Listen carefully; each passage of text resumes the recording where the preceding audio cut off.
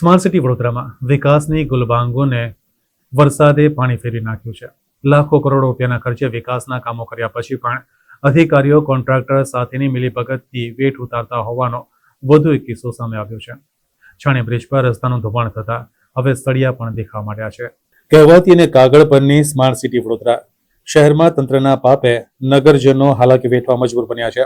વિકાસના નામે ફોટો પડાવી માત્ર ખોટી નામના અને પ્રસિદ્ધિ મેળવતા શાસકો લાખો કરોડો રૂપિયાના વિકાસના કામો કર્યા હોવાની ગુલબાંગો મારતા હોય છે. પરંતુ છેવટે પ્રતિવર્ષની જેમ આ વર્ષે પણ આ તમામ વાતો મેઘરાજાએ ગમરોડી નાખતા હોય છે. ત્યારે વડોદરા શહેરને અમદાવાદથી વડોદરા સુધી જોડતા મુખ્ય માર્ગ એટલે કે છાણી ઓવરબ્રિજની હાલત કફોડી બની છે. આ માર્ગ પરથી દરરોજ હજારોની સંખ્યામાં અનેક વાહન ચાલકો પસાર થતા હોય છે. પરંતુ તેઓને પણ આ બ્રિજ પર પડેલા ગાબડા અને સળિયા દેખાતા તંત્ર સામે છૂપો ફિટકાર વરસાવી રહ્યા છે.